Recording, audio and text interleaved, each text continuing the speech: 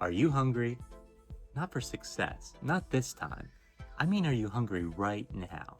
If so, you're in the right place because I'm about to show you how you can use ChatGPT to take the ingredients that are in your fridge and your pantry right now and figure out what you're going to make for your next meal. Well, here we are in ChatGPT, and I'm not going to show you the detail look of what my fridge and my pantry looks like. It's a little messy, but you can see here I've taken some pictures. I even took a picture of our spice rack. And we'll start by just simply dragging these pictures into ChatGPT, or you can click attach.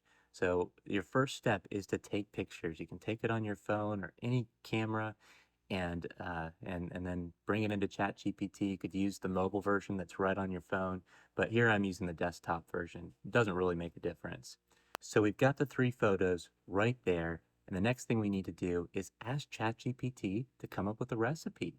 Now we can leave it wide open, just see what ChatGPT comes up with for the recipe, or we can give it a little guidance. Say we're looking for something more formal, something more casual, something Italian, something Mexican cuisine, whatever you're in the mood for. So I'll leave it wide open and simply ask, here's some photos of my fridge, fridge and pantry.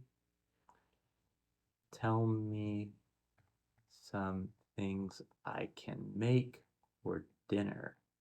So it was able to tell that I uploaded my spice rack. I don't think I told ChatGPT that, so it's kind of neat.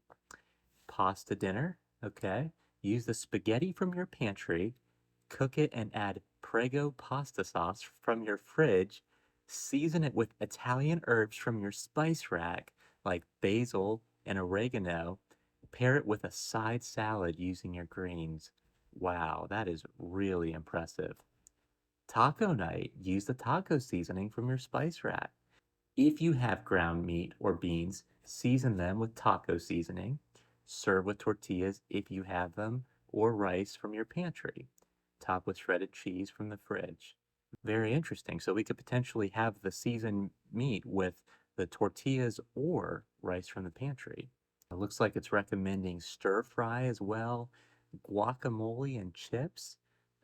Mash any avocados you might have in the fridge, and potentially making an omelet, a protein shake. I do have some protein powder in the pantry, and a grilled cheese and soup. That sounds kind of good. If you have bread and cheese, you can make a grilled cheese sandwich. So in some cases, it's making some assumptions, but I think for the most part, these meals would actually work. Now, once you pick something out, let's say I want to go with the pasta dinner here, simply ask ChatGPT for a specific recipe for that item. Let's go with pasta dinner. Could you give me the recipe? And now it should tell us exactly what we need to do to prepare our pasta dinner. The ingredients we need to use, as well as how we need to cook it, the cooking times. That's what I'm looking for ChatGPT to provide here. And ChatGPT has brought back a recipe here. You can see it's listed all the ingredients out. It's in some cases given some high-level measurements. In this case, 1 jar of Prego sauce, enough for the number of servings you need. So perhaps if we gave it more details, if we're preparing it for 4 people, maybe it would give us exact measurements. But a lot of it is to taste. There are some if available type things, but it's pretty confident that we have spaghetti and a jar of Prego sauce based on the pictures we gave it. So it's confidently recommending that. And then it gives us some instructions here.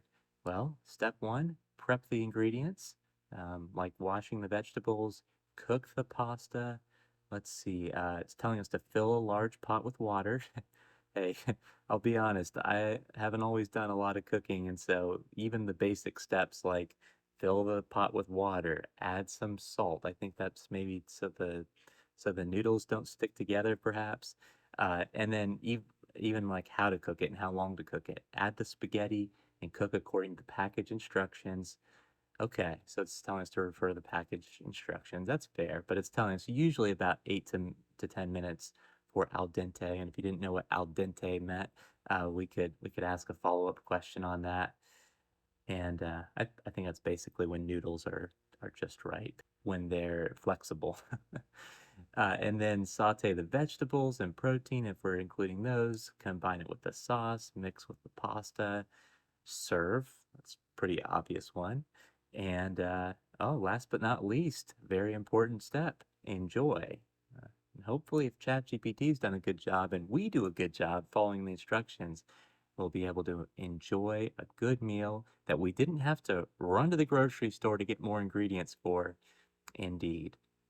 And finally, it wraps it up with this is a versatile recipe. Yeah, pasta dishes usually are. So feel free to add any extra ingredients you like or have on hand to customize it to your taste. Enjoy your meal. Thank you, ChatGPT. Well, that's how you prepare a meal with ChatGPT using the ingredients you have on hand.